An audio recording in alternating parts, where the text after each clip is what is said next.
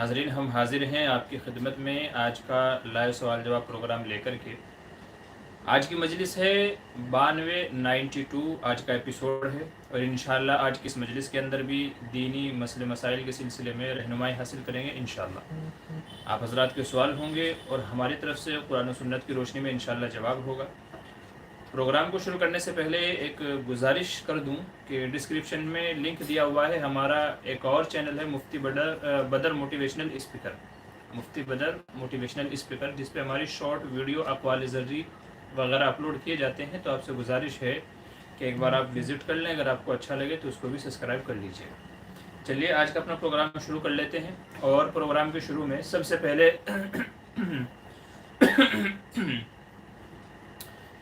एक भाई ने, चूँकि कुर्बानी के अयाम चल रहे हैं और कुर्बानी के दिन आने वाले हैं और लोगों में कुर्बानी के जानवरों की खरीद व फरोख्त का सिलसिला शुरू है, लोग कुर्बानी के मसले मसाइल पूछ रहे हैं, मालूम कर रहे हैं। तो एक भाई ने पूछा है कि जो कुर्बानी का तरीक़ा क्या है और कुर्बानी के वक्त में जो दुआएं पढ़ी जाती हैं वो दुआ क्या है। तो तफसील से आप बताइए कि कुर्बानी करने का तरीक़ा क्या है, जानवर को कैसे ज़िबह करेंगे, जानवर को ज़िबह करने का तरीक़ा क्या है, इसको अच्छे से समझ लीजिए। जानवर को ज़िबह करने और कुर्बानी करने का तरीक़ा ये है, नंबर 1 तो कोशिश करें कि सबसे पहले अपने हाथ से ही अपने जानवर को ज़िबह करें। अगर अपने आप ना करे तो कम से कम जब उसका जानवर ज़िबह किया जा रहा हो, उसकी तरफ से कुर्बानी की जा रही हो, तो उस वक्त वहाँ मौजूद हो। तो अगर जानवर खुद ज़िबह कर रहा है तो उसका तरीक़ा यह है कि जानवर को क़िबला रुख लिटा दिया जाए, यानी उसका जो चेहरा है, जानवर का जो चेहरा है वो क़िबले के रुख होगा। जब चेहरा क़िबले की तरफ होगा तो उसके पैर भी ऑटोमेटिक क़िबले की तरफ होंगे। और अगर ऐसा हो कि क़िबले की तरफ उसका मुंह ना हो सके, उल्टी तरफ उसको लिटा दिया गया है, तो कोशिश करें थोड़ा खींच खांच के उसको, उसके पैर वैर पकड़ के क़िबले की तरफ उसका रुख कर दें। और अगर ऐसा पॉसिबल ना हो तो कम से कम उसकी गर्दन घुमा करके क़िबले की तरफ कर दी जाए। तो जानवर को क़िबला रुख लिटा दें, जहाँ तक भी हो सके, जितनी भी कोशिशें हो सकें, कोशिश यही करनी चाहिए कि जानवर को क़िबले की तरफ रुख उसका चेहरा होना चाहिए। बाज़ उलमा फरमाते हैं कि अगर कोशिश के बावजूद भी जानवर का रुख क़िबले की तरफ ना हो, बहुत से जानवर ऐसे होते हैं, शरारती किस्म के होते हैं, वो उस तरफ रुख करते ही नहीं हैं, परेशान करते हैं। तो अगर ऐसे में उसको जल्दी से ज़िबह नहीं किया गया तो वो और नुकसान करेगा और जो है परेशान करेगा। तो फिर जिस तरफ रुख हो उसी तरफ रुख, मतलब उसी रुख पे उसके गर्दन पे छुरी चला करके उसको ज़िबह कर दिया जाए। लेकिन पहले कोशिश हत्तल इम्कान यही करनी है कि जानवर को क़िबला रुख लिटाएँ और उसका रुख क़िबले की तरफ हो। जब जानवर को क़िबले की तरफ रुख कर लिया है, लिटा दिया है, तो पहले एक दुआ पढ़नी है, इन्नी वज्जहतु। याद रखिए ये बेहतर है, फ़र्ज़ ज़रूरी नहीं है, बेहतर है, मुस्तहब है कि ये दुआ पढ़े, इन्नी वज्जहतु वजहिया लिल्लज़ी फ़तरा अस्समावाति वल अर्ज़ हनीफ़न वमा अना मिनल मुशरिकीन इन्न सलाती व नुसुकी व महयाया व ममाती लिल्लाहि रब्बिल आलमीन। सबसे पहले ये दुआ पढ़नी है। ये दुआ पढ़ने के बाद में फिर एक और आपको दुआ पढ़नी है, अल्लाहुम्मा मिनका व लका, अल्लाहुम्मा मिनका लका, या अल्लाहुम्मा लका मिनका, अल्लाहुम्मा लका मिनका, या अल्लाह ये कुर्बानी तेरी रज़ा के लिए है, मेरी तरफ से। तो अल्लाहुम्मा लका मिनका ये दुआ पढ़नी है। ये दो दुआएं पढ़ ली हैं। तो अब जानवर की गर्दन पर आपको छुरी चलानी है, जानवर की गर्दन पर आपको छुरी चलानी है। याद रखिए जानवर का जो गर्दन का जो हिस्सा है, यहाँ से लेकर के, मिसाल के तौर पे यहाँ से लेकर के यहाँ तक का, ये उसकी, चूँकि जानवर की जो गर्दन है वो लंबी होती है, तो वो चाहे गाय बैल भैंस हो या कोई और जानवर हो, तो यहाँ से लेकर के मिसाल के तौर पे जो ये गर्दन का हिस्सा है, तो बीच के हिस्से में आपको छुरी चलानी है। बीच में कहीं भी आप छुरी चला सकते हैं। और जानवर की 4 रगें होती हैं, ये दुआ आपने पढ़ ली है, 4 रगें होती हैं, 4 रगों में से कम 3 कटना ज़रूरी है। जानवर की गर्दन पर छुरी रखते हुए और आपको बिस्मिल्लाहि अल्लाहु अकबर, बिस्मिल्लाहि अल्लाहु अकबर ये दुआ पढ़ते हुए छुरी गर्दन पे चलानी है जानवर के, और तेज़ी के साथ में चलानी है आपको। और छुरी को तेज़ कर लेना भी मुस्तहब है, ताकि जानवर को ज़्यादा तकलीफ़ ना हो, बल्कि फ़ौरन गर्दन कट जाए। तो गर्दन काटने में जब उसको ज़बह कर रहे हैं तो ज़बह में कम से कम 4 रगों में से 3 का कटना ज़रूरी है, जिनमें से हुलकूम, मरी, वदजान। हुलकूम खाने की जो नाली है उसको हुलकूम कहा जाता है, मरी जो सांस लेने की नाली है उसको मरी कहा जाता है, और वदजान 2 अलग रगें हैं जिनसे खून सप्लाई होता है पूरी बॉडी के अंदर में।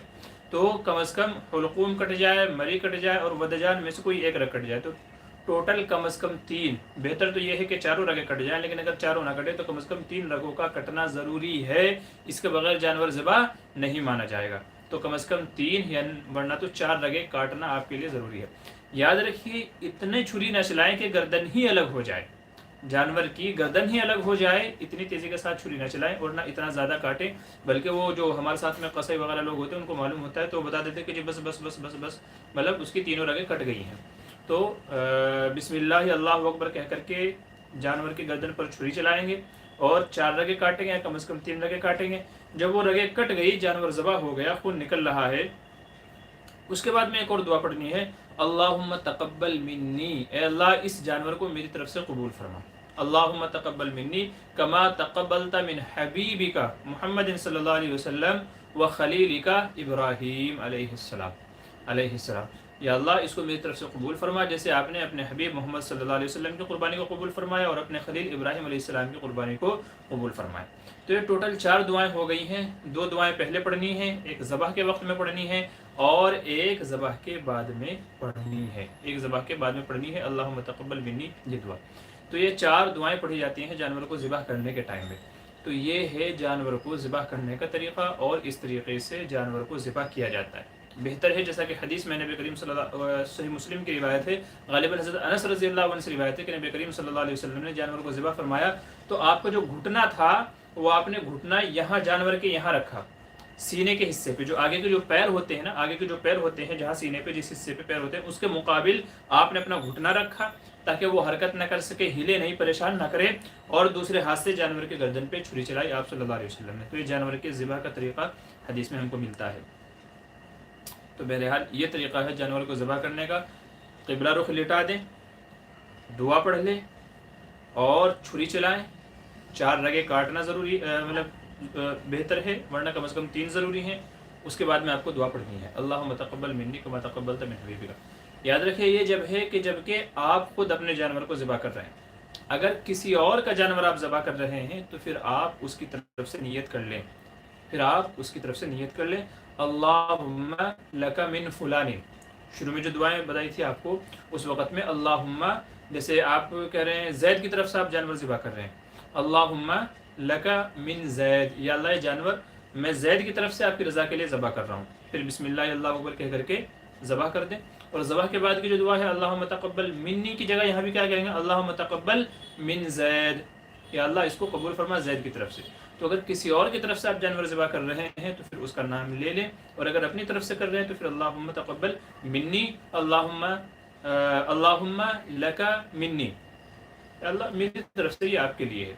तो अगर किसी और की तरफ से है तो उसका नाम ले दे, वरना मिन्नी और मिन्ना ये सीगे आएंगे अगर अपनी तरफ से आदमी ज़िबह कर रहा है। तो ये है जानवर को ज़िबह करने का तरीक़ा। इसी में बाज़ उलमा ने कुछ आदाब बयान किए हैं ज़िबह के वक्त में।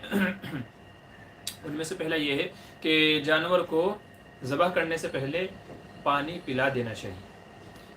हमने बहुत सारी जगहों पे देखा है कि लोग इसको ज़रूरी समझते हैं। जानवर को ज़िबह करने से पहले उधर बाल्टी में पानी होता है, उसको पानी पिलाएंगे, फिर लाकर फ़ौरन ज़िबह कर देंगे। याद रखिए, ये फ़ौरन की बात नहीं है। 1 घंटा 2 घंटा 4 घंटा पहले उसको पानी पिला देना चाहिए। और पानी पिलाना ज़रूरी भी नहीं है। बस लोग ये समझते हैं कि अगर उसको पानी नहीं पिलाया तो क़यामत के दिन सवाल करेगा कि मुझे ज़िबह करने से पहले पानी क्यों नहीं पिलाया था। तो हमने देखा है बहुत सारी जगहों पे कि पानी पिलाना फ़र्ज़ समझते हैं। पहले पानी पिलाने उसको दिखा, उसने पिया तो ठीक है, नहीं तो उसको फ़ौरन ज़िबह कर देंगे, लेकिन पानी ज़रूर पिलाने की कोशिश करेंगे। याद रखिए, ज़रूरी नहीं है, बेहतर है कि आप उसको पानी पिला दें। नहीं पिलाया तो कोई हरज की बात नहीं है, नंबर 1। दूसरा ये है कि छुरी को तेज़ कर लें। छुरी तेज़ होनी चाहिए ताकि जल्दी से कट जाए और जानवर को ज़िबह होने में ज़्यादा तकलीफ़ ना हो। तीसरा तब यह बयान किया है कि एक जानवर को दूसरे जानवर के सामने ज़िबह ना करें। एक जानवर को दूसरे जानवर के सामने ज़िबह ना करें, क्योंकि अपने हम जिन्स को ज़िबह होते हुए जब देखेगा तो दूसरे जानवर को तकलीफ़ होगी। कहते ना भाई, मरने से पहले ही वो मर जाएगा, तो उसको तकलीफ़ ज़्यादा होगी।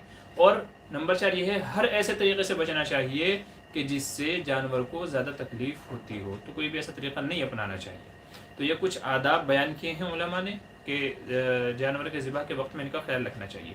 तो ये जानवर को ज़िबह करने का तरीक़ा, उसकी दुआएं और कुछ आदाब का जिक्र हो गया है। एक भाई ने सवाल पूछा था तो तफसील से मैंने आपके सामने अर्ज़ कर दिया है। अब चलिए आज के लाए सवाल जवाब में किन साथियों ने क्या क्या पूछा है तो इंशाल्लाह उनको ले लेते हैं। आज के हमारे सवाल जवाब देखते हैं।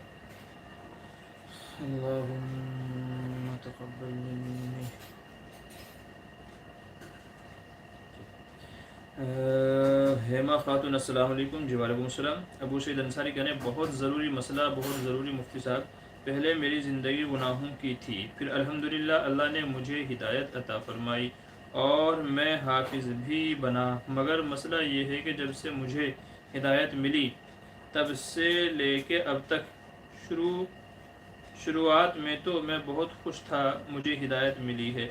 मैंने 2-3 महीने तक मैंने अच्छे से इबादत की इज़्ज़त के साथ, मगर अब 2 साल हो गए, धीरे धीरे पता ही नहीं चल रहा कि मैं गुनाहों की ज़िंदगी में कैसे आ गया। आज मैं पागल हो गया हूँ। मैं अब मेरी ज़िंदगी ऐसी हो गई है कि मैं क्या घस गया, मैं गैस गया, मैं मुझे समझ नहीं पड़ा, कंफ्यूज हो गया हूँ, मैं हल नहीं निकलता, मैं अकेला रहता, दीन के माहौल नहीं है। जी, दीन का माहौल आपने नहीं अपनाया, इसीलिए आप वापस दोबारा गुनाहों की दलदल में चले गए हैं। जब अल्लाह ने आपको हिदायत दी थी और आप शरीयत के पाबंद हो गए थे, नमाज़ों के पाबंद हो गए थे, गुनाहों को आपने छोड़ दिया था, उसी वक्त आपको किसी से मालूम करना चाहिए था और अपना इस्लाही ताल्लुक़ कायम करना चाहिए था। उलमा यही फरमाते हैं कि जब तक कि हमारा किसी से इस्लाही ताल्लुक़ नहीं होगा, कोई नहीं बताएगा भाई ये क्या गलत है क्या सही है, जब तक कि हमारा कोई मुर्शिद नहीं होगा, कोई रहबर हमारा नहीं होगा, कोई हमारा गाइड नहीं होगा जो वक्तन फ़वक्तन हमको टोकता रहे, डांटता रहे, सही क्या है गलत क्या है बताता रहे, तब तक कि आदमी सही डगर पर नहीं चलेगा। बल्कि ऐसे शख्स के पीछे शैतान ज़्यादा ज़ोर लगाता है कि जो पहले गुनाहों में था फिर हिदायत पर आ गया, तो शैतान और ज़्यादा ज़ोर लगाता है कि कैसे इसको वापस दोबारा गुनाहों वाले ज़िंदगी में लेके चला जाऊँ। तो इसलिए आपके लिए अभी भी देर नहीं हुई है। इस्लाह का यही तरीक़ा है कि आप अपना किसी शेख से इस्लाही ताल्लुक़ कायम कर लें। इस्लाही ताल्लुक़ आप अपना कायम कर लें, भले ही कोई दूर रहता हो, फ़ोन पर उनसे बातचीत रहें, उनके साथ राब्ते में रहें और उनके साथ कॉन्टेक्ट में रहें। तो आप अभी भी अगर अपना इस्लाही ताल्लुक़ किसी शेख से अपना कायम कर लेंगे, किसी अल्लाह वालों की सोहबत में जाना शुरू कर देंगे, दीनी मजलिस में आप जाना शुरू कर देंगे, दीनी महफिल में उठना बैठना शुरू कर देंगे, अल्लाह वालों के पास बैठना शुरू कर देंगे, मस्जिद में ज़्यादा से ज़्यादा वक्त गुजारना शुरू कर देंगे, कुरान की तिलावत करना शुरू कर देंगे, तो इंशाअल्लाह ये जो आपको जहन के अंदर आपके गुनाहों वाले वसवसे, ख़यालात, शैतानी चीज़ें आ रही हैं, आपको लग रहा है मैं गुनाहों की तरफ जा रहा हूँ, इंशाअल्लाह ये सारी चीज़ें ख़त्म हो जाएंगी। तो इसका वाहिद हल जो मैं समझा हूँ वो यही है कि आप किसी शेख से बैत हो जाएं, किसी अल्लाह वाले की सोहबत में जाना शुरू कर दें और ज़्यादा से ज़्यादा वक्त अपना मस्जिद में गुजारने की कोशिश करें। फैज़ान क़ासिम ऑफिशियल, अगर कोई आलिम शरीयत के उसूल के ख़िलाफ़ कोई काम करे तो उनको कैसे समझाएं? जी, बेहतर है किसी दूसरे आलिम के ज़रिए से उनको समझाया जाए। कोई और आलिम उनसे बड़े लेवल का या उन्हीं के लेवल का, उनके हम उम्र हो या उनका क्लासमेट हो, कोई भी हो, तो किसी दूसरे आलिम को बता दें कि जी मुझे फ़ुला के अंदर ये चीज़ गलत लग रही है, ये चीज़ मुझे फ़ुला के अंदर गलत लग रही है। तो अगर आप अपने एतबार से, इस्लाही एतबार से उनको समझा दें तो बहुत अच्छा रहेगा। फिर उन आलिम को चाहिए कि उनको इस्लाही एतबार से तनकीद नहीं बल्कि इस्लाह के ताल्लुक़ से अपने एतबार से समझा दें। या अगर आप खुद ही कहना चाह रहे हैं तो बड़े ही अदब और एहतराम के साथ में उनके सामने इस अंदाज से पेश करें कि उनको बुरा भी ना लगे और उनकी बेअदबी भी ना हो। बजाय नसीहत के बंदा ज़िद पे अड़ जाता है, मैं तो नहीं करूँगा, मैं तो नहीं करूँगा।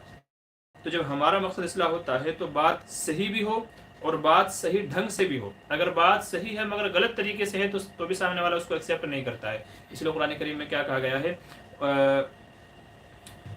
कुरान करीम में कहा गया है कि वमन अहसनु क़ौलन मिम्मन दआ इलल्लाहि व अमिल सालिहा, कि उससे अच्छी बात किसकी हो सकती है? जो लोगों को अल्लाह की दावत की तरफ बुलाए और ख़ुद भी अच्छे अमल करे। ये एक आयत है, इसमें तो दावत का हुक्म दिया गया है। एक और दूसरी आयत है जिसमें यह कहा गया है कि लोगों को अच्छे तरीके से दीन की तरफ बुलाइए और दावत की तरफ उनको अल्लाह के दीन की दावत दीजिए अच्छे तरीके से। आयत जहन में नहीं आ रही है, तो इसलिए हमें अगर समझाना है तो बड़े ही प्यार मोहब्बत से, अदब एहतराम के साथ में जिक्र कर देना चाहिए कि जी शायद फ़ुला चीज़ शरीयत में इस तरीके से है या उसका ही है। बल्कि एक चीज़ को आप ऐसे एतबार से जिक्र कर दें जैसे आप अपनी मालूमात में इजाफा चाह रहे हों या तो सिर्फ उस मसले पे आपका तज़किरा करना मकसद हो। तो अगर इस तरीके से आप जिक्र कर देंगे तो वो खुद ही समझ जाएंगे कि हाँ ये मुझे कुछ कहना चाह रहे हैं, ठीक है। लेकिन अगर आप यूँ करें कि आलिम साहब आप फ़ुला काम गलत कर रहे हो, तो हो सकता है कि वो बजाय मानने के और ज़िद के ऊपर अड़ जाए या उल्टी सीधी तावीलात करने लगे। तो प्यार मोहब्बत से बेहतर तरीका वही है किसी और दूसरे आलिम के ज़रिए से ये बात बता दिए और वो फिर अपने एतबार से उनको समझा दे, अपने एतबार से उनकी इस्लाह कर दें। मोहम्मद जुनैद अस्सलाम वालेकुम। वालेकुम सलाम। फवाज़ अली कह रहे हैं हज़रत क्या ज़बरदस्ती ज़िना जो होता है उसमें क्या औरत को ابورشن کرانے کا حق ہے؟ جی نہیں. دیکھیے اگر کسی کے ساتھ میں غلط کاری ہوئی ہے، بدکاری ہوئی ہے کسی کے ساتھ میں، تو اس کو ابھی علماء نے اجازت نہیں دی ہے ابورشن کرانے کی. جو گناہ کسی نے کیا زبردستی وہ ہو گیا، ٹھیک ہے، عورت کی مرضی کے خلاف کیا گیا، تو ظاہر ہے کہ وہ اس میں گنہگار نہیں ہوگی، چونکہ وہ بے بس تھی، اس کی مرضی نہیں تھی، زبردستی ہوا ہے، تو انشاءاللہ زنا کا گناہ اس کے ذمے نہیں ہوگا. لیکن اگر اس سے بچہ ٹھہر جاتا ہے، حمل ٹھہر جاتا ہے، سوال یہ ہے بچے کا گناہ کیا ہے؟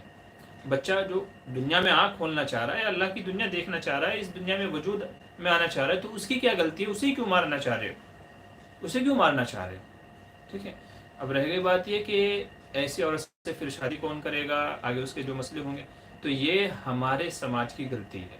جو اس کی مجبوری کو نہ سمجھے، اس کی حالت کو نہ سمجھے، اسے ایکسیپٹ نہ کرے، تو یہ ہمارے معاشرے کی غلطی ہے، ہماری سماج کی غلطی ہے. تو ہمیں اصلاح اپنی کرنی چاہیے، نہ کہ ایک اور گناہ کرنا چاہیے کہ اس کے ساتھ جو ظلم ہوا وہ تو ہوا ہی ہوا. اب جو بچہ دنیا میں آنا چاہ رہا ہے، ایک اور ہم گناہ کر رہے ہیں کہ اس کو بھی مار رہے ہیں، اس ننھی سی جان کو، معصوم کو بھی مار رہے ہیں. ہونا کیا چاہیے تھا؟ ہمیں اس کا ساتھ دینا چاہیے تھا، ہمدردی دکھانی چاہیے تھی، اسے اپنے نکاح میں لانا چاہیے تھا، ایکسیپٹ کرنا چاہیے تھا، معاشرے میں اس کو ایک مقام اور عزت دینی چاہیے تھی.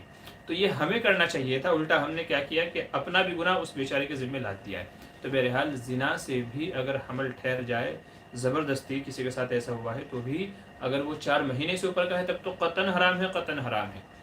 تو اس لیے زنا سے بھی اگر بچہ ٹھہر جاتا ہے تو اس کو بھی نہیں گرانا چاہیے. حبیبہ بنت رفق السلام علیکم. وعلیکم السلام جی. السلام علیکم. وعلیکم السلام جی. صاحب عالم کہہ رہے ہیں بڑے جانور میں کسی نے حرام رقم سے حصہ لیا تو کسی کی قربانی قبول نہیں ہوتی، لیکن جس نے حلال پیسہ لا کر حصہ لیا تھا وہ اپنے حصے کا گوشت لے کر دعوت کیا ہے کہ اس کی دعوت قبول کر سکتے ہیں؟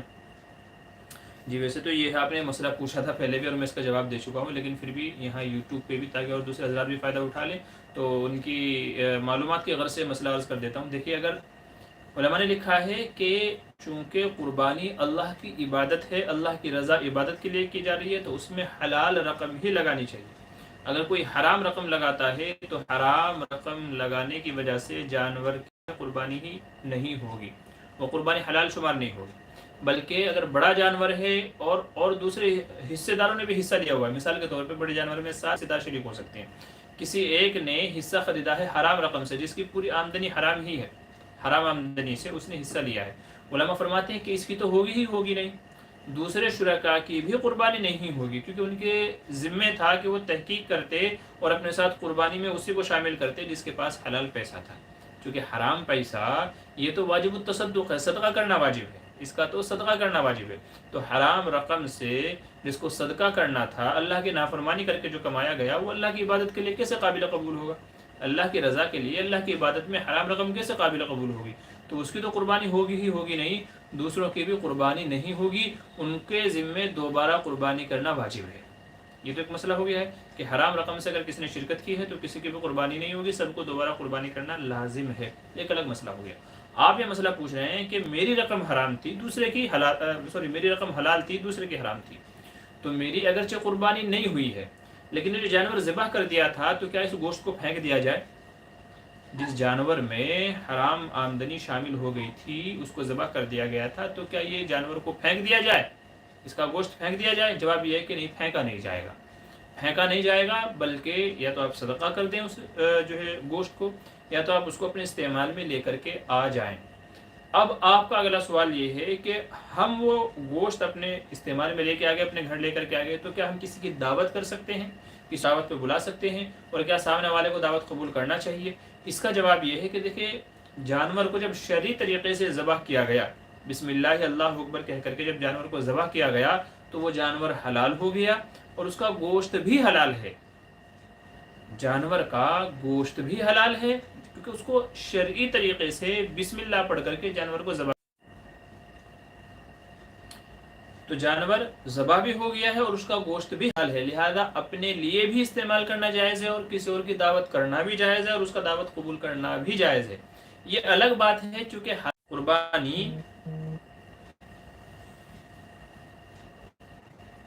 قربانی آپ کے ذمے سے ادا نہیں ہوئی بلکہ دوبارہ آپ کے ذمے واجب الادا ہے، آپ کو دوبارہ قربانی کرنی پڑے گی، تو وہ دوبارہ کرنی پڑے گی، وہ الگ مسئلہ ہے. لیکن جب جانور شرعی طریقے سے ذبح کر دیا گیا تھا تو اس کا گوشت حلال ہے، وہ آپ استعمال کر سکتے ہیں، صدقہ بھی کر سکتے ہیں، کسی کی دعوت بھی کر سکتے ہیں. تو یہ ہے آپ کے سوال کا جواب. آگے چلیے. محمد شعیب خدیت مفتی صاحب جی اللہ کا احسان کرم ہے. آپ کا چینل کہہ رہے ہیں السلام علیکم مفتی صاحب. وعلیکم السلام. قربانی کس پر فرض ہے؟ اچھی طرح وضاحت فرمائیے مفتی صاحب. جانور کا سینگ اگر کٹ گیا ہو. اچھا، دو مسئلے الگ الگ ہیں. پہلے تو یہ سمجھ لیجئے کہ قربانی کس کے اوپر فرض ہے. قربانی ہر اس شخص کے اوپر فرض ہے جو قربانی کے 3 دنوں میں 10 11 12 قربانی کے 3 دنوں میں جو صاحب نصاب ہو.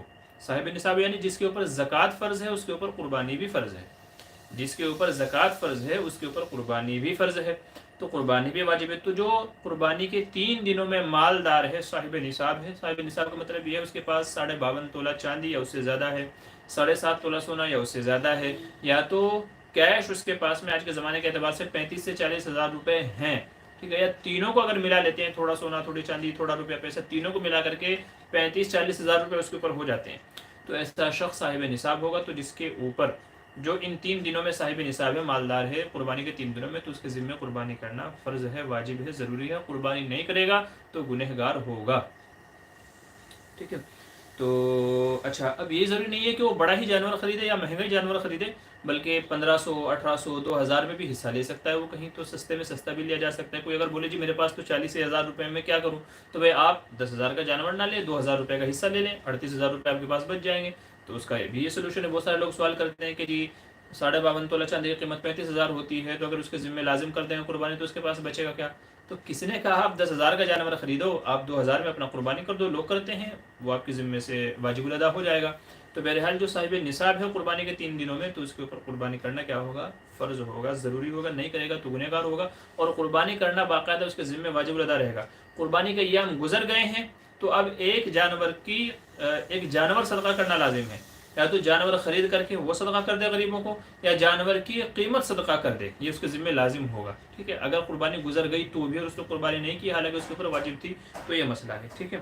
اب آگے چلیے. آپ نے پوچھا ہے کہ اگر جانور کا سینگ کٹ گیا ہو تو دیکھیں، قربانی کے جانور کا اگر سینگ کٹ گیا ہے تو کوئی حرج کی بات نہیں ہے، اس کی قربانی ہو جائے گی. قربانی ہو جائے گی اگر سینگ کٹ گیا ہے یا ٹوٹ گیا ہے. علماء فرماتے ہیں کہ اگر اکھڑ گیا ہے اور اس کا اثر دماغ تک پہنچ گیا ہے، جانور جو ہے وہ کاورا باورا ہو رہا ہے، باولا باولا سا ہو رہا ہے، تو اگر سینگ کٹ گیا ہے، اکھڑ گیا ہے اور اس کا اثر دماغ تک پہنچ گیا ہے تو پھر قربانی نہیں ہوگی. لیکن اگر سینگ آدھا کٹا ہے یا اس سے کم کٹا ہوا ہے تو ایسے جانور کی قربانی ہو جائے گی. یہ ہو گیا سینگ کا مسئلہ. آگے چلیے. قربانی کے جانور کے چمڑا بیچ سکتے ہیں؟ جی نہیں. قربانی کے جانور کا جو چمڑا ہے یا تو اس کو اپنے استعمال میں لے کر کے آئیں. اگر بیچ دیا ہے تو اس کی قیمت صدقہ کرنا لازم ہے. قربانی کے جانور کا چمڑا یا تو اپنے استعمال میں لے کر کے آئیں. آپ اس کی چٹائی بنائیں، مصلی بنائیں، آپ اس سے جوتے بنائیں، یا بہت ساری چیزوں میں استعمال میں آتا ہے. تو یا تو آپ خود اس کو اپنے استعمال میں لے کر کے آئیں، تو کسی اور کو ہدیہ کر دیں. چمڑا ہی کسی اور کو ہدیہ کر دیں آپ. لیکن اگر آپ نے بیچ دیا تو اس کی قیمت آپ اپنے استعمال میں نہیں لا سکتے ہیں، بلکہ غریبوں میں صدقہ کرنا لازم ہے اگر بیچ دیا تو اس مسئلے کا بھی خاص خیال رکھیے گا. آویز خان کے السلام علیکم مفتی صاحب، پانی بیچنا کیسے؟ جی وعلیکم السلام. پانی بیچنے کی اجازت ہے جس پانی پہ آدمی کی محنت لگی ہے. جیسے فلٹر کر کے لوگ آج کل بیچ رہے ہیں، بسلری ہے اور بہت ساری کمپنیاں ہیں مارکیٹ میں جو پانی کو فلٹر کر کے بوتلوں میں بند کر کے بیچتے ہیں. تو اس کی اجازت ہے، اس کی اجازت ہے. البتہ جو پانی نل رفاہ عام کے لیے لگایا گیا ہے، مثال کے طور پہ جگہ جگہ روڈ پہ، چوراہوں پہ، جو کیا کہتے ہیں راستوں میں سرکار نے، گورنمنٹ نے یا کسی اور بندے نے پانی اس لیے لگایا کہ بھئی لوگ آگے فری میں پئیں، اس کو آپ نہیں بیچ سکتے ہو کیونکہ وہ آپ کا حق نہیں ہے، وہ آپ کا پانی نہیں ہے، وہ سب کے لیے ہے. ہاں، جس پانی کو آپ نے اپنے قبضے میں لے لیا، پھر آپ نے اس کے اوپر کام کیا، جیسے فلٹر کیا، یا آپ نے اس کو بوتل ڈالا، اچھی پیکنگ کی، شیکنگ کی، دنیا بھر کے اس کے اوپر خرچے کیے، تو وہ اب آپ کی ملک ہو گیا ہے. اب چاہے بوتلوں میں بند کر کے اس طریقے سے بیچتے ہیں تو اس کی اجازت ہے. اس کی اجازت ہے. اجازت کس کی نہیں ہے؟ جو آپ کے اختیار میں نہیں ہے، آپ کے قبضے میں نہیں ہے، آپ کو بیچنے کا جس کو رائٹ نہیں ہے، حق نہیں ہے، اس کو آپ چینل کے مفتی صاحب ذبح کا طریقہ ذبح کون کر سکتا ہے؟ جی ذبح کا طریقہ تو میں نے شروع میں عرض کر دیا ہے، آپ وہاں دیکھ لیجیے گا. اب رہ جاتی ہے یہ بات کہ ذبح کون کر سکتا ہے. تو ذبح آدمی خود ہے وہ بھی کر سکتا ہے، عورت بھی کر سکتی ہے. نابالغ سے نہیں کرانا چاہیے. بالغ جو ہے، بچہ جو بالغ ہے یا قریب البلوغ ہے، سمجھدار ہے، شعور والا ہے، بچے سے بھی آپ قربانی کرا سکتے ہیں۔ تو آپ خود کریں، محلے کی مسجد کے امام صاحب سے کرائیں، کسی مفتی صاحب سے کرائیں، کسی اور عالم سے کرائیں، کسی اور سے کرائیں، عورت سے کرائیں، سمجھدار بچہ ہے اس سے کرائیں، جس سے چاہیں آپ کرا سکتے ہیں قربانی۔ کوئی بھی کر سکتا ہے جو قربانی کے طریقے کو جانتا ہے، اسے پتا ہے کہ ذبح کیسے کرنا ہے، کم سے کم کتنی رگیں کٹنی چاہیے، جس کو یہ طریقہ پتا ہے تو وہ کر سکتا ہے، اور جس کو پتا نہیں ہے تو اس سے نہ کروائیں، کہیں الٹا نہ کر دے وہ، ٹھیک ہے۔ آگے چلیے، نہ دیا کریں میں وسوسوں کا شکار ہوں، فلاح بات کہہ دی میں نے یا کسی نے، جیسے کوئی گانا جس میں شرک کفر ہے، یا کوئی اور بات، یا کچھ ہو گیا، کیا اسلام سے باہر ہو گئے، یہ وسوسے ہیں۔ دیکھیں وسوسوں کا علاج جب تک کہ آپ کسی سے اپنا تعلق قائم نہیں کریں گے جو مستقل آپ کی اصلاح کرتا رہے، اور آپ ٹائم ٹو ٹائم جو بھی آپ کو مسئلے پیش آتے ہیں، جو بھی وسوسے آتے ہیں، وقت وقت پہ آپ کو ان کا علاج نہ بتائے، ان کے سوال کو جواب نہ دے، تو تب تک کہ آپ کی بیماری ختم نہیں ہوگی۔ اس لیے آپ کو بھی یہی مشورہ ہے، کسی اللہ والی سے، کسی آپا سے، کسی عالمہ سے آپ اپنا اصلاحی تعلق قائم کر لیں، ان کو بتائیں میرے ساتھ یہ مسئلہ پرابلم ہے، اور جب بھی آپ کو وسوسے آئیں تو فوراً ان کے پاس جائیں، یا ان سے فون پہ رابطہ کریں، کانٹیکٹ کریں، اور ان سے سلسلے میں پوچھتے رہیں۔ تو جیسے جیسے وقت وقت پہ آپ کے مسئلے حل ہوتے جائیں گے انشاءاللہ، تو یہ وسوسوں کی بیماری آپ کی ختم ہوتی جائے گی۔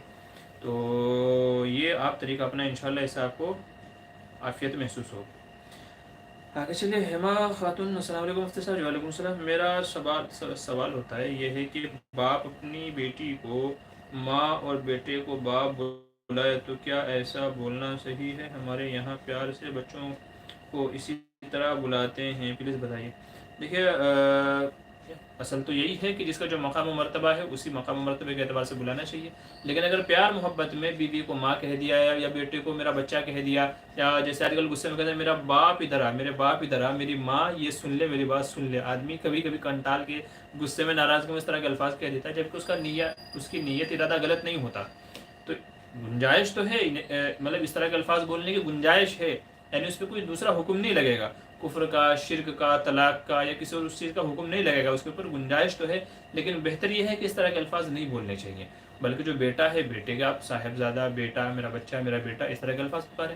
بیوی ہے میری زوجہ، میری بیگم، ٹھیک ہے، میری نور نظر، میرے دل کے سکون، ٹھیک ہے، میری قلب کی، جو آپ کو بلانا ہے پیار محبت سے وہ بلائیں، لیکن اس طرح گڑبڑ نہ کریں کہ بیٹے کو باپ بول دیا، باپ کو بیٹا بول دیا، اور بیوی کو ماں بول دیا، ماں کو بیوی، تو اس طرح کے الفاظ نہیں بولنے چاہیے، کیونکہ یہ آدمی کو کشمکش میں ڈالتے ہیں، اور کبھی کبھی اس سے مسئلہ ٹیڑھا ہو جاتا ہے، مطلب احکام بدل جاتے ہیں کبھی کبھی، تو اس لیے اس طرح کے الفاظ استعمال نہیں کرنے چاہیے۔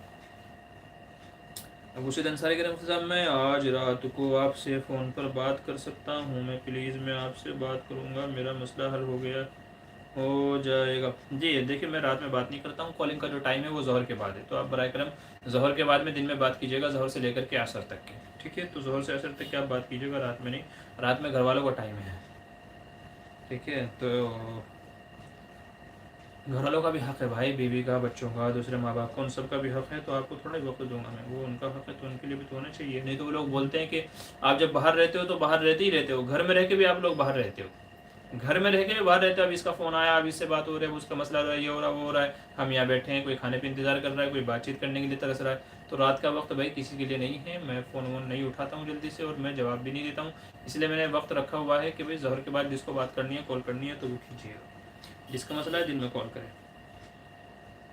نادیہ کہنا، جب تک کہ میری نیت نہیں ہے شرک، کفر یا کسی اور کی نیت سمجھ آ رہی ہے کہ غلط نہیں ہے، الفاظ جو بھی ہوں تو دیکھیں شرکی الفاظ بولنا بھی کفر ہے، بھلے ہی آپ کی نیت نہ ہو، لیکن اگر کفریہ شرکیہ کوئی لفظ زبان سے نکل گیا ہے تو آدمی اسلام سے باہر ہو جائے گا، اس کو دوبارہ کلمہ پڑھنا پڑے گا، دوبارہ کلمہ پڑھنا پڑے گا اگر کفریہ شرکی الفاظ زبان سے نکل جائیں، بھلے ہی ارادہ نہ ہو۔ اس لیے میں نے عرض کیا ہے کہ ہاں اگر زبان سے نہیں نکلے ہیں، دل میں آ رہے ہیں، زبان سے نہیں نکلے ہیں، دل سے، مطلب زبان سے نہیں نکلے ہیں، دل میں آ رہے ہیں، تو ان پہ پکڑ نہیں ہے، ان پہ پکڑ نہیں ہے۔ قرآن کریم میں واضح طور پہ کہا گیا ہے کہ ان پہ پکڑ نہیں ہے جو دلوں میں آتی ہیں، جو زبان سے بولے جاتے ہیں ان کے اوپر پکڑ ہے، تو دل میں اگر وسوسے ہیں تو پریشان نہ ہوں، ان پہ پکڑ نہیں ہے، اس لیے میں نے عرض کیا ہے کہ کسی سے آپ اصلاحی تعلق قائم کر لیں۔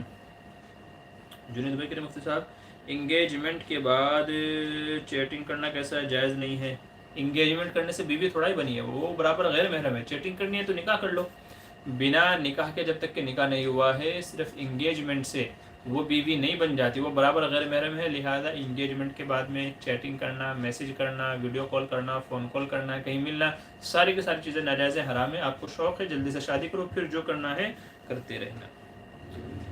مفتی صاحب کیا دو سگے بھائی دو سگی بہنوں سے شادی کر سکتے ہیں؟ جی ہاں کر سکتے ہیں، شریعت نے منع نہیں کیا ہے، شریعت نے منع نہیں کیا، بلکہ ایسے ہماری نظر میں بہت سارے ایسے گھرانے ہیں جن کے یہاں ایسے کہ دونوں بہنیں ایک ہی گھر کے اندر ہیں، دونوں بہنیں کے گھر کے اندر ہیں، بہت سارے گھرانے ہمارے سے نظروں میں ہیں، تو کوئی حرج کی بات نہیں ہے، کر سکتے ہیں، وہ تو آپس میں نبھنے کی بات ہے۔ اصل میں ہوتا ہمارے یہاں یہ ہے کہ جب شادی ہو جاتی ہے تو پتہ چلتا ہے کہ سامنے والا کیسا ہے، پھر اس کے سارے راز کھلنے شروع ہوتے ہیں، تو اگر اچھا ہوتا ہے تو لوگ کہتے ہیں یار یہ اتنے اچھے لوگ ہیں، ہم دوسری بیٹی بھی یہیں دیں گے، اور اگر برے لوگ ہوتے ہیں، پریشان کرنے والے لوگ ہوتے ہیں، تو بولتے ہیں یار ایک ہی دے کے پچھتا رہے ہیں، دوسری کہاں سے دیں گے۔ تو جو اچھے لوگ ہوتے ہیں تو لوگ ان کے یہاں دیتے ہیں، 2 ہوں 3 ہوں، اور جو برے لوگ ہوتے ہیں تو ان کے یہاں پہلے دے کے بھی پچھتاتے ہیں۔ تو اگر اچھا گھر ہے تو دیجیے، شریعت نے تو منع نہیں کیا، آپ 2 2 3 2 4 دو، کتنی بھی دو۔ ایم ایس حسین السلام علیکم۔ جی وعلیکم السلام، مفتی صاحب خیریت، دعا کی درخواست ہے سر جی، اللہ کا احسان ہے، اللہ آپ کی مشکلوں کا آسان فرمائے۔ حبیبہ کہہ رہے ہیں مفتی صاحب ایک سوال ہے، مسلمان تو ایک ہے، پھر اتنے سارے فرقے کیسے بن گئے، وضاحت فرمائے۔ دیکھیے یہ تو حدیث کی پیشین گوئی ہے، حدیث میں کہا گیا تھا کہ میری امت میں 73 فرقے ہوں گے اور یہ صرف ایک فرقہ جنت میں جانے والا ہوگا، 73 فرقے ہوں گے، صرف ایک فرقہ جنت میں جانے۔ دیکھیے کیا ہے، یعنی ہیں تو سارے مسلمان ہی، لیکن ہر ایک کے قرآن و حدیث کو سمجھنے کا طریقہ الگ الگ ہے، ہر ایک کا قرآن و حدیث کو سمجھنے کا طریقہ الگ الگ ہے۔ تو جس نے صحیح سے سمجھا وہ اہل سنت والجماعت میں شامل ہے، اور جس نے غلط سمجھ کر کے غلط راستے پہ چلا گیا ہے تو وہ قرآن و سنت سے ہی ہٹ گیا ہے، دین اسلام سے ہی ہٹ گیا ہے، وہ تو ظاہر سی بات ہے کہ پھر وہ جنت میں کیسے جائے گا۔ حالانکہ ہر کوئی دعویٰ یہ کرتا ہے کہ میں جنت میں جاؤں گا، میں حق پر ہوں، لیکن یہ فیصلہ تو اللہ پہ چھوڑ دیتے ہیں، اللہ فیصلہ کریں گے کہ کون حق پر ہے اور کون غلطی پر ہے، ٹھیک ہے۔ تو بہرحال تو یہ اصل میں اس وجہ سے ہیں۔ ظاہر سی بات جب حدیث میں کہہ دیا گیا، 8 سے 1400 سال پہلے کہہ دیا گیا تھا کہ بھئی 73 فرقے ہوں گے، تو میں اور آپ چاہ کے بھی نہیں روک سکتے ہیں۔ ہم بھلے ہی کتنی امت کو ایک کرنا چاہیں، ایک ہو جاؤ ایک ہو جاؤ ایک ہو جاؤ، ہم کتنا بھی کرنا چاہیں، لیکن حدیث میں کہہ دیا گیا تو وہ 73 فرقے تو ہونے ہی ہونے ہیں، ٹھیک ہے۔ تو اس لیے یہ حدیث کی پیشین گوئی ہے جو صحیح ثابت ہو رہی ہے۔ ایم ایس حسین، کسی نے ارادہ کیا کہ جانور قربانی کروں گا، پھر اگر اسے چھوڑ کر کسی دوسرے جانور کی قربانی کر لے، کسی بھی وجہ سے کیا جائز ہے؟ دیکھیں اگر کوئی مالدار ہے، اگر مالدار شخص نے پہلے کسی اور جانور میں قربانی کی نیت کی تھی، پھر کسی دوسرے اس میں نیت کر لی، تو اس کے لیے جائز ہے، چونکہ اس کے اوپر قربانی کرنا لازم ہے، تو وہ کسی بھی جانور کی قربانی کرے گا تو ہو جائے گی۔ لیکن اگر غریب ہے اور اس نے باقاعدہ جانور خرید لیا ہے، جانور خرید لیا ہے کہ یہ جانور میں قربانی کے لیے ذبح کروں گا، اس نیت سے غریب نے خرید لیا ہے، تو اب اسی جانور کی قربانی کرنا اس کے اوپر لازم ہے، اسی کی قربانی کرے۔ اور اگر غریب نے صرف نیت کی ہے، غریب نے صرف نیت کی ہے دل میں، ٹھیک ہے، خریدا نہیں ہے، تب بھی اس کے ذمے اسی کے لازم نہیں ہے۔ اور اگر کسی نے خرید لیا ہے مگر ذبح کی نیت نہیں کی ہے، بہت باریک فرق ہے، کسی نے خرید لیا ہے مگر خریدتے وقت نیت نہیں تھی، بعد میں نیت کر رہا ہے، تو بھی علماء فرماتے ہیں کہ اس کے ذمے بھی اسی کی لازم نہیں ہے، وہ بدل سکتا ہے۔ تو مالدار ہے تو ہر سچویشن میں بدل سکتا ہے، چونکہ اس کے ذمے قربانی ہے، وہ چاہے اس کی دے اس کی دے اس کی دے، کسی کی بھی دے ہو جائے گی، ٹھیک ہے۔ تو مالدار ہے تو ہر حالت میں بدل سکتا ہے، چینج کر سکتا ہے۔ غریب ہے تو اس کے لیے مسئلہ یہ ہے کہ اگر جانور خریدتے وقت نیت کر لی کہ اسی کو ذبح کروں گا تو اب نہیں بدل سکتا ہے، اور اگر جانور خریدتے وقت نیت نہیں کی تھی، بس ایسے ہی خرید لیا تھا، پھر بعد میں نیت کرتا ہے، تو علماء فرماتے ہیں کہ پھر بدل سکتا ہے۔ عاطف اسلم کے مفتی صاحب، آج کل یوٹیوب پہ بہت سے علماء کرام ایک ہی آیت کو الگ الگ انداز میں ایکسپلین کرتے ہیں، کس کا بات مانے بدل؟ دیکھیں جس عالم کے اوپر آپ کو سب سے زیادہ بھروسہ ہو آپ اس کی بات مان لیجئے۔ دیکھیں بہت سارے، جیسے بھی ایک بھائی نے سوال کیا کہ امت میں اتنے سارے فرقے کیوں ہیں، تو ہر کوئی اپنے نقطہ نظر میں یا اپنے آپ کو صحیح ثابت کرنے کے لیے قرآن کی آیت کو دلیل بناتا ہے، کیونکہ قرآن قیامت تک کے لوگوں کے لیے ہدایت ہے، تو اس میں سب کے لیے، یعنی قرآن کریم کی آیتیں اس انداز سے اتری ہیں کہ ہر کوئی اس کو اپنے انداز میں ڈھال کر کے پیش کر دیتا ہے، اس سے اپنا الو سیدھا کر لیتا ہے، اپنے مطلب کی بات نکال ہی لیتا ہے قرآن آیت سے۔ تو اس لیے آپ کو جس عالم پر سب سے زیادہ بھروسہ ہے آپ اس کی تفسیر پر، اس کی تشریح کے اوپر بھروسہ کریں، اس کی بات مانیں آپ، ٹھیک ہے۔ تو آپ کنفیوز نہ ہوں، جو آپ کو سب سے زیادہ معتبر لگتا ہو، صحیح لگتا ہو، اس کی بات مان لیجئے گا، ٹھیک ہے۔ آگے چلیے۔ ایم ایس حسین کے قربانی کا پروسیس یعنی فرائض، سنت وغیرہ، جانور کو لٹانے سے لے کر ذبح کرنے تک پلیز ڈسکس کر دیں۔ جی میں نے ویڈیو کے شروع میں یہی مسئلہ بتایا ہے، وہاں میں نے قربانی کی دعائیں، طریقہ، مستحبات کچھ میں نے عرض کر دیے ہیں، تو آپ شروع سے دیکھ لیجیے گا بعد میں۔ شوزین خان السلام علیکم مفتی صاحب جی، وعلیکم السلام، بڑے دنوں کے بعد حاضر ہوئے ہیں۔ اچھا آگے چلیے۔ نادیہ آپ نے ایک کمنٹ میں بتایا تھا غلطی سے نادانی میں نکل جائے منہ سے کوئی شرکیہ کفر یا بڑ توبہ کر لیں تو نہیں ہوتے؟ دیکھیے شرکیہ لفظ نکل گیا ہے تو تجدید ایمان کرنا پڑے گا، توبہ و استغفار کے ساتھ میں آپ کو دوبارہ کلمہ بھی پڑھنا پڑے گا اگر کفر یا شرکیہ لفظ کوئی زبان سے نکل گیا ہوگا تو۔ آگے چلیے۔ میں سوچا کہ کسی کو مسلمان کرانا ہو تو صحیح طریقہ کیا ہے؟ کلمہ کون سا پڑھائیں، اول یا دوم یا دونوں صحیح؟ بہتر کیا ہے؟ عام طور پر کلمہ شہادت یعنی دوسرا کلمے سے لوگ کہتے ہیں۔ جی دیکھیے اگر کسی کو ہم اسلام قبول کرواتے ہیں، کوئی مسلمان ہونا چاہتا ہے تو اس کا بہتر طریقہ یہ ہے پہلے آپ اس سے کہیں کہ بھائی آپ غسل وغیرہ کر کے پاک صاف ہو جائیں، پہلے غسل کر لیں، پاک صاف ہو جائیں، ٹھیک ہے، کم از کم اس سے وضو کرا لیں، یا کم از کم اس سے وضو کرا لیں۔ وضو کرانے کے بعد میں پہلے اس کو دین اسلام کا مفہوم سمجھائیں کہ اسلام کا مطلب کیا ہے، بیسک چیز اس کو سمجھائیں کہ بھئی ہمارا ایمان و یقین ہے کہ اللہ ایک ہے، نفع نقصان کا مالک اللہ ہے، کرنے والی ذات اللہ کی ہے، اور تمام چیزیں اسی کے قبضہ قدرت میں ہے، اختیار میں ہے، اللہ سے سب کچھ ہوتا ہے، ہم سے کچھ نہیں ہوتا، ہم اسی کے محتاج ہیں، اور ہم کو دن بھر میں 5 وقت کی نمازیں پڑھنی ہوتی ہیں، اور رمضان کے روزے رکھنے ہوتے ہیں، اگر مالدار ہے تو زکوٰۃ دینا ہوتا ہے، اور حج کو جانا چاہیں صاحب استطاعت ہے تو حج کو جانا ہوتا ہے۔ تو جو اسلام کی بیسک چیزیں نا یہ مختصر الفاظ میں 2 منٹ میں اس کے سامنے آپ ایکسپلین کر دیں، ایسا نہیں کہ آپ 1 گھنٹے کی لمبی چوڑی تقریر لے کے بیٹھ جاؤ، بولے گا بھائی میرے کو نہیں چاہیے، میں جانتا ہوں صحیح ہوگا۔ تو 2 منٹ میں آپ یہ بیسک چیزیں آپ اس کے سامنے ایکسپلین کر دیں کہ بھئی یہ اسلام کا کیا کہتے ہیں بیسک چیزیں ہیں، یہ فنڈامنٹل ہیں، یہ اسلام کی یہ بنیادی چیزیں ہیں، بنیادی باتیں جو ہم مسلمان کرتے ہیں، ہم اسلام لانے کے بعد میں کیا کرتے ہیں، تو یہ چیزیں اس کو سمجھا دیں۔ جب اس کو سمجھا دے تو اس سے پوچھے کیا آپ یقین کرتے ہیں کہ بھئی پوری دنیا کا بنانے والا، ہم سب کا خالق و مالک صرف ایک اللہ ہے جو عبادت کے لائق ہے، صرف ایک اللہ ہے وہی عبادت کے لائق ہے، کہ آپ یہ دل سے مانتے ہیں، اقرار کرتے ہیں؟ وہ اگر کہے کہ ہاں میں دل سے یہ بات مانتا ہوں تو پھر آپ اس کو کلمہ پڑھائیں، اشہد ان لا الہ الا اللہ و اشہد ان محمدا عبدہ ورسولہ، یہ دوسرا کلمہ اس کو پڑھائیں، کیونکہ دوسرے کلمے میں وہ گواہی دے رہا ہے۔ اور ایمان کسے کہتے ہیں؟ گواہی دینے کو ایمان کسے کہتے ہیں؟ علماء نے اس کی تعریف یہی کی ہے کہ اقرار باللسان یعنی زبان سے اقرار کرنا، و تصدیق بالقلب دل سے اس کی تصدیق کرنا کہ میں جو زبان سے کر رہا ہوں صحیح ہے، وعمل بالجوارح اور اعضاء و جوارح سے ارکان کرنا۔ نماز میں آدمی کی باڈی اس میں آتی ہے، حرکت میں آتی ہے، ایکٹیو ہوتی ہے، تو عمل بالجوارح اعضاء سے حرکت کرنا، اعمال کرنا۔ تو یہ ایمان کی تعریف بیان کی ہے، زبان سے اقرار کرنا، دل سے یقین کرنا، اور ہاتھ پیروں سے جسم سے اعمال کرنا۔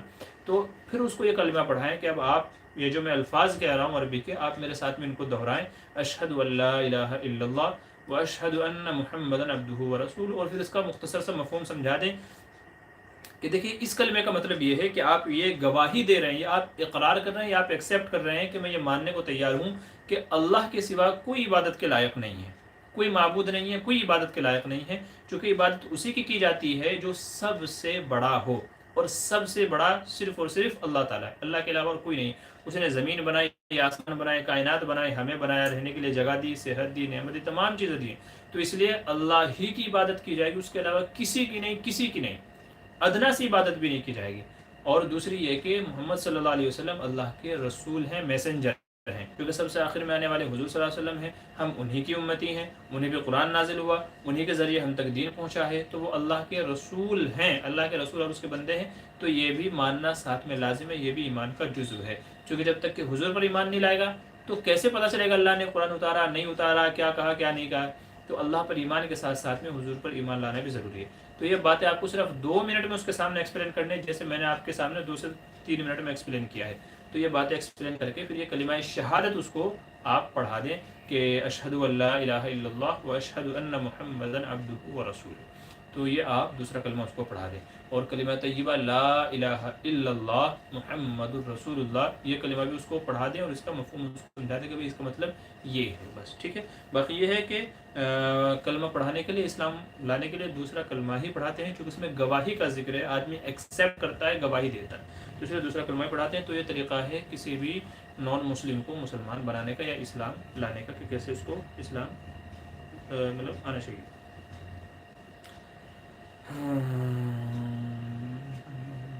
اچھا ہو گیا ہے۔ ابو سید انصاری، دین کا ماحول کیسے پیدا ہوگا؟ دین پر عمل کرنے سے یا دیندار ماحول میں رہنے سے؟ آپ خود قرآن و سنت پر عمل کرنا شروع کر دیں، یا جس علاقے میں جس جگہ پر دین پر عمل کیا جاتا ہو اس آپ وہاں رہنا شروع کر دیں۔ تو جیسے رمضان میں لوگوں کی دیکھا دیکھی روزہ رکھنا آسان ہو جاتا ہے، تو اسے دیندار ماحول میں رہنے سے بھی دین پر عمل کرنا آسان ہو جاتا ہے۔ تو آپ ہر عمل کرنے سے پہلے دیکھیں شریعت کا حکم کیا ہے، حلال ہے حرام ہے، کرنا چاہیے نہیں کرنا چاہیے۔ تو جب آپ ہر عمل کو کرنے سے پہلے اس طریقے سے انشاءاللہ عمل کریں گے، کوشش کریں گے، تو دین کا ماحول آپ کے گھر میں پیدا ہو جائے گا، چونکہ پھر آپ صحیح پر عمل کریں گے، غلط کو چھوڑ دیں گے۔ جب صحیح پر عمل ہونا شروع ہو جائے گا تو دینداری کا ماحول پیدا ہو جائے گا۔ شمشاد فاطمہ السلام علیکم۔ وعلیکم السلام۔ ابو سعید انصاری کہہ رہے ہیں اس کے لیے جماعت میں جا سکتے ہیں 4 مہینے؟ آپ کی مرضی ہے، آپ چاہیں تو 4 مہینے چلی جائیں، چاہے 2 سال بھر کی چلے جائیں، وہ آپ کی مرضی ہے۔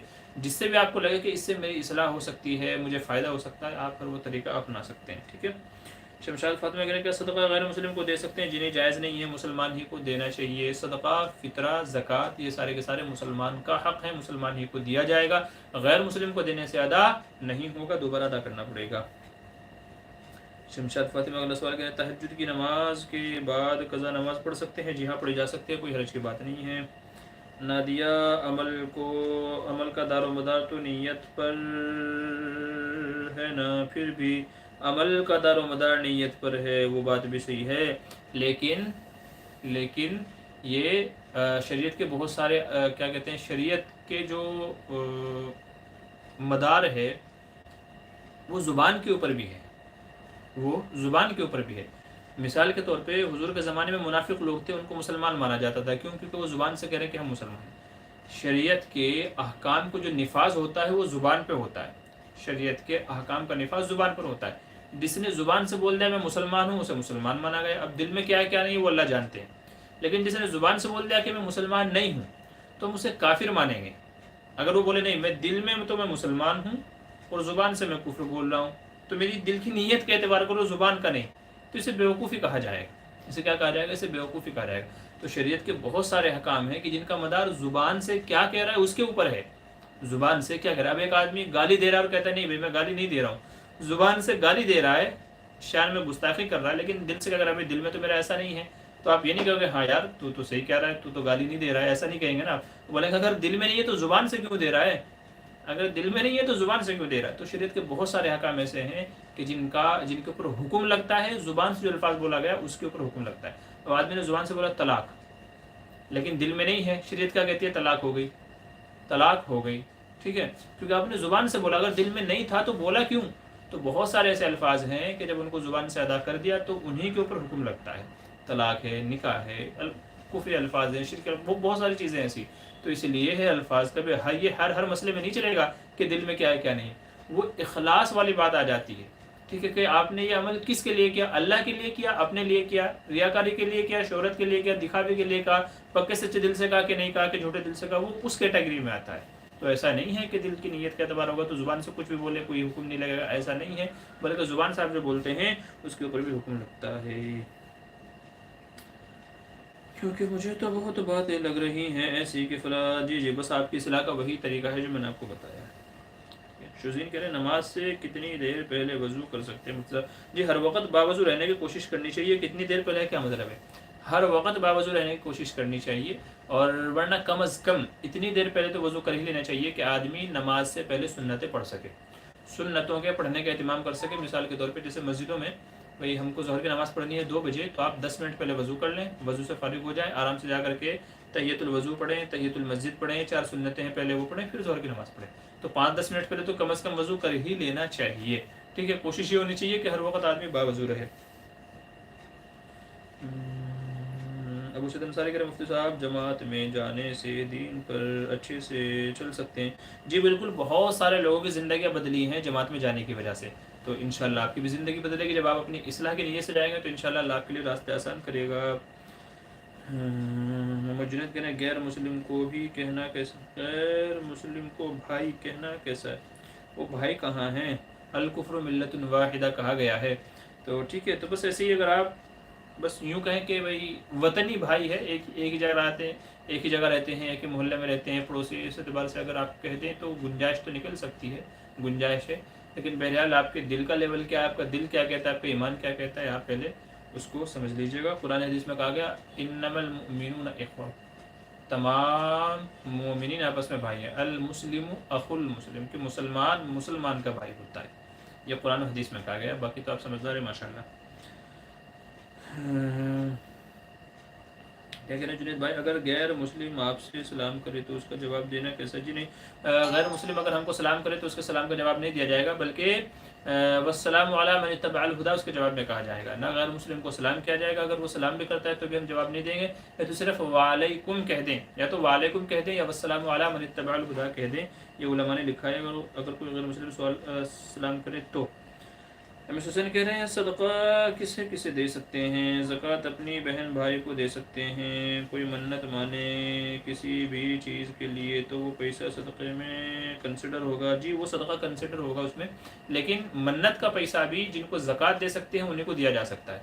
जिनको ज़कात दे सकते हैं उन्हीं को सदक़े का पैसा भी आपको देना है, ठीक है, वो भाई बहन हो या दूसरे को हों। जिनको दे सकते हैं ज़कात उन्हीं को सदका भी दे सकते हैं या देना चाहिए।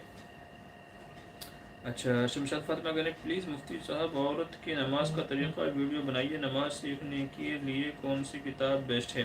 देखिए, नमाज सीखने के लिए आप उर्दू की किताब ले लीजिए। एक तो नमाज अहलुस सुन्नति वल जमाअत है, मौलाना इलियास घुम्मन की लिखी हुई। एक नमाज नबवी है, आप उसका भी मुताला कर लें। और अगर औरतों की नमाज का अगर आपको तरीका सीखना है तो मेरा एक वीडियो है, मेरा औरतों में एक बार बयान हुआ था, 2-3 साल पहले की बात है। तो औरतों में उनको कुरान और नमाज का तरीका सिखलाना था, तो औरतों की नमाज का तरीका मैंने सिखाया है प्रैक्टिकल करके। तो आप वो इंशाल्लाह वहाँ देख लीजिएगा वीडियो में। अगर वीडियो आपको नहीं मिलती है तो आप मुझसे रब्ता कीजिएगा, मैं इंशाल्लाह आपको उसका लिंक भेज दूंगा। वहाँ प्रैक्टिकल आपको तरीका मालूम पड़ जाए कि औरत को कैसे कैसे नमाज पढ़नी है। तो वहाँ मैंने पूरा एक्सप्लेन किया है, तो वहाँ आपको मिल जाएगा इंशाल्लाह। अच्छा, हम साहब, क्या इस्लाम में ज़िहार के कफ़ारा औरत पर भी है? अगर कोई औरत अपने शौहर से ज़िहार कर दे तो क्या हुक्म है?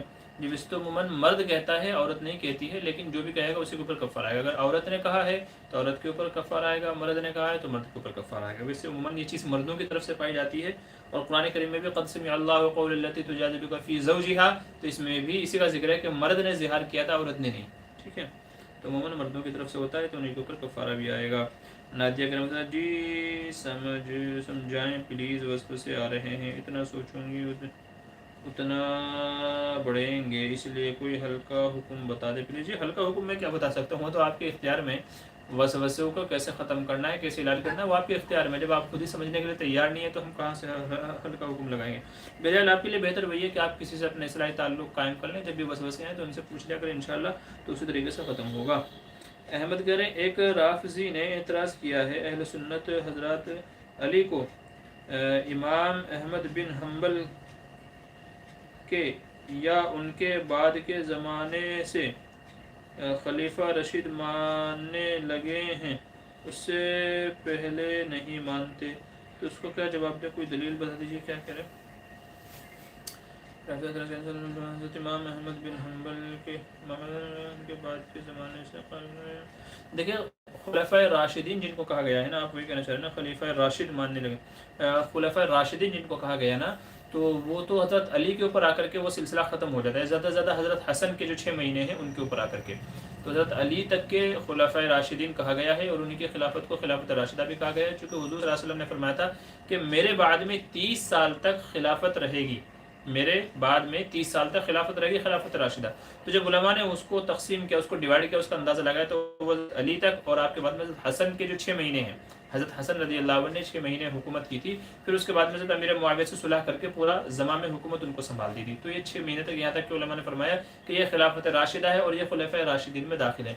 उसके बाद के ज़माने में किसी को खलीफा यानी खिलाफत राशिदा नहीं कहा गया, खिलाफत राशिदा नहीं कहा गया। अलबत्ता जो हुकूमत यानी जो अमीरुल मोमिनीन जो नेक साले था, तो उसको खलीफा राशिद के जैसा कहा गया है कि भाई जैसे आदिल, सिका, बेहतरीन, उम्मत का दर्द रखने वाले पहले खुलाफा थे, तो उमर, अबू बकर, अली वगैरह, तो ऐसे ही ये भी खलीफा हैं। जैसे तो उमर बिन अब्दुल अजीज़ को खलीफा राशिद कहा जाता है।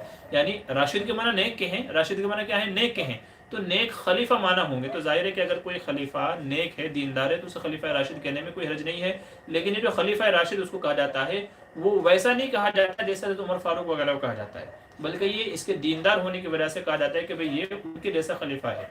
تو یہ حکم الگ ہے. دونوں باتوں کو سمجھنے کی ضرورت ہے. جب تک آپ نہیں سمجھیں گے تو کنفیوز ہو جائیں گے. تو اس لیے آپ اس کو اس طریقے سے آپ سمجھا سکتے ہیں. پھر بھی نہ سمجھے میرا نمبر دے سکتے ہیں. ابو سید انصاری کہہ رہے ہیں میں اپنی اصلاح کرنا چاہتا ہوں پوری طرح جماعت میں جا کر کے جی آپ چلے جائیں. قربانی کے مسائل سے متعلق سب سے مستند کون سی کتاب ہے مفتی صاحب؟ جی آپ کتاب المسائل لے لیجئے، مفتی سلمان منصور پوری کی ہے، جلد نمبر 2 کے اندر قربانی کے تمام مسائل کو بیان کیا گیا ہے. تو انشاءاللہ وہاں آپ کو سارے مسائل مل جائیں گے معتبر انداز میں. ٹھیک ہے، ہاں آپ اس کو لے لیجئے. ٹھیک ہے.